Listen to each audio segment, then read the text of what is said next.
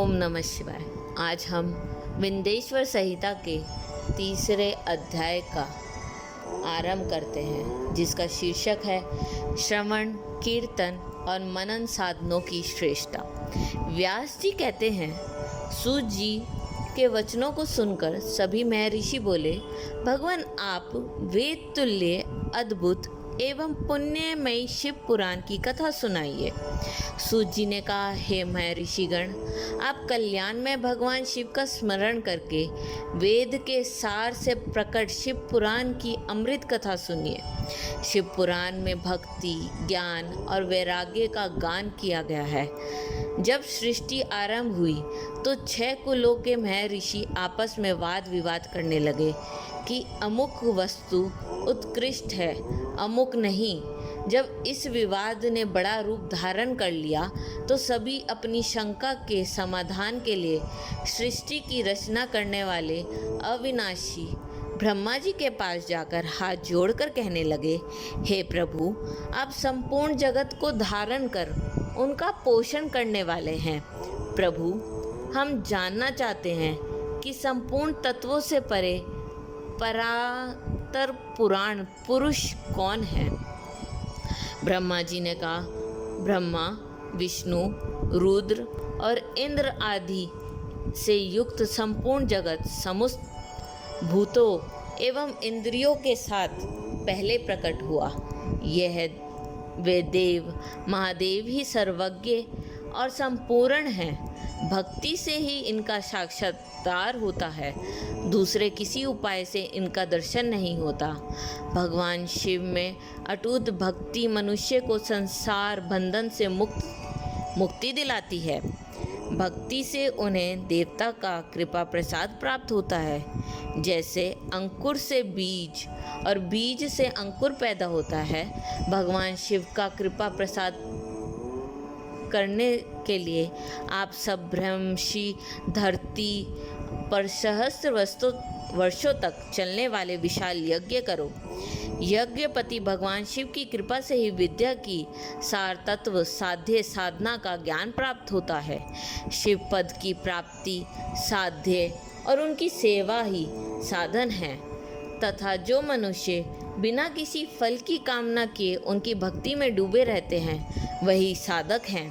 कर्म के अनुष्ठान से प्राप्त फल को भगवान शिव की श्री चरणों में समर्पित करना ही परमेश्वर की प्राप्ति का उपाय है, तथा यही मोक्ष प्राप्ति का एकमात्र साधन है। साक्षात महेश्वर ने ही भक्ति के साधनों का प्रतिपादन किया है।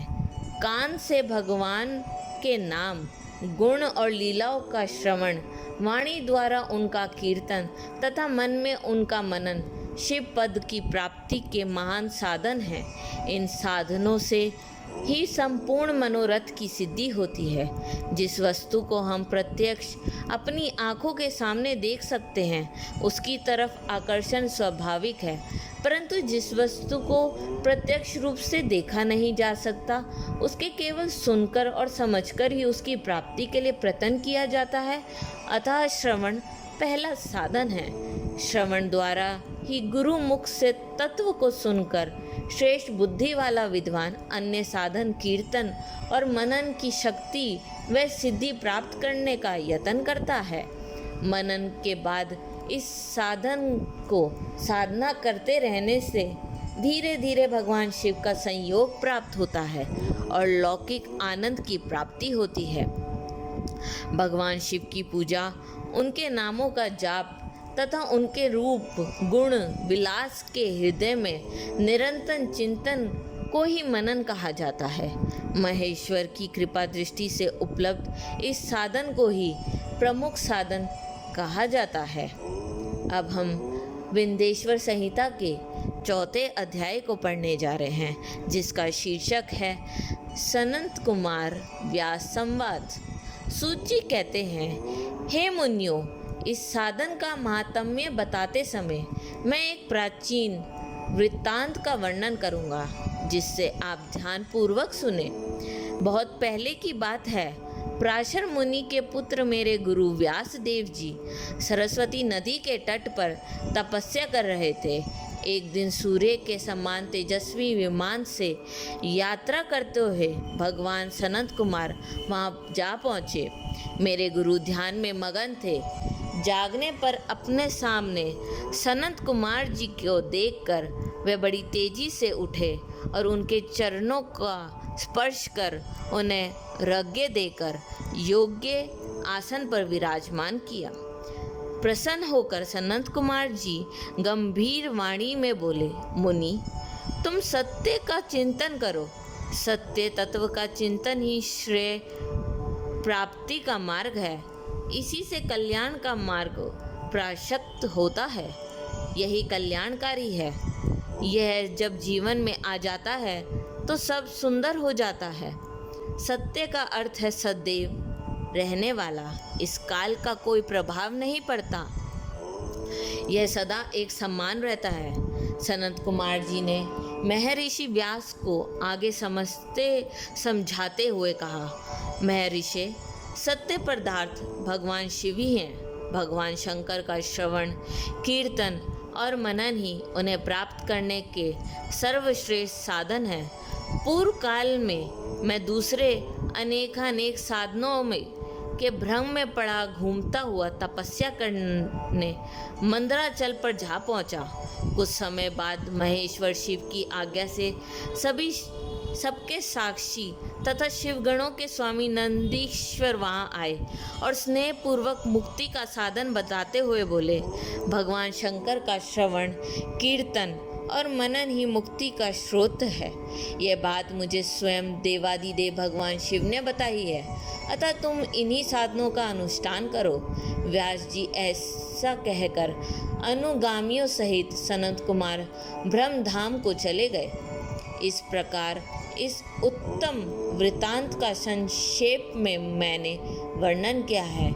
ऋषि बोले, सूत जी, आपने श्रवण, कीर्तन और मनन को मुक्ति का उपाय बताया है, किंतु जो मनुष्य इन तीनों साधनों में असमर्थ हो, वह मनुष्य कैसे मुक्त हो सकता है? किस कर्म के द्वारा बिना यत्न के ही मोक्ष मिल सकता है?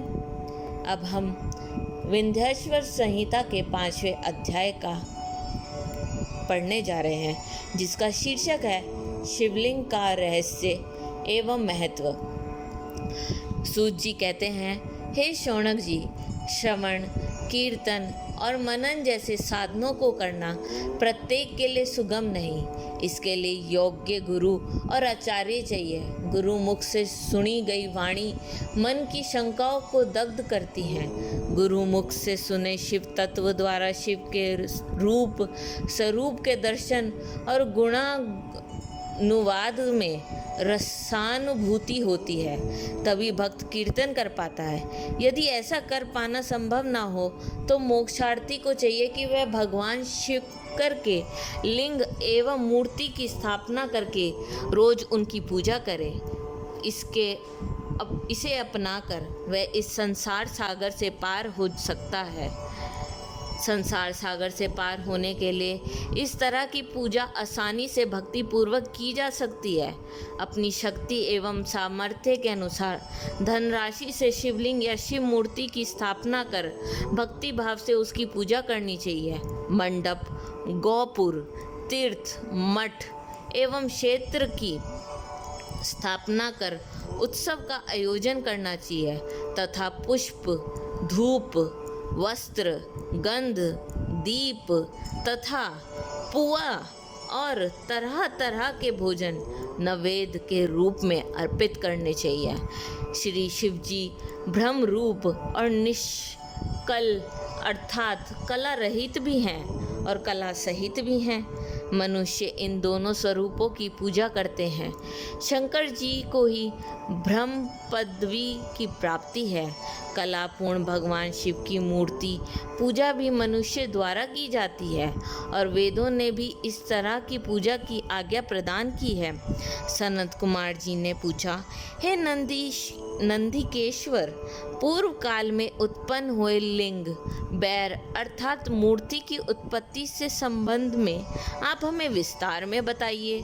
नंदिकेश्वर ने बताया, मुनीश्वर, प्राचीन काल में एक बार ब्रह्मा और विष्णु के मध्य युद्ध हुआ तो उनके बीच स्तंभ रूप में शिवजी प्रकट हो गए।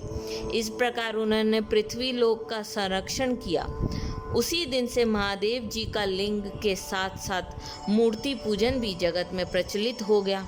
अन्य देवताओं की साकार अर्थात मूर्ति पूजा होने लगी, जो कि अभीष्ट फल प्रदान करने वाली है, परंतु शिवजी के लिंग और मूर्ति दोनों रूप ही पूजनीय हैं। ओम नमः शिवाय।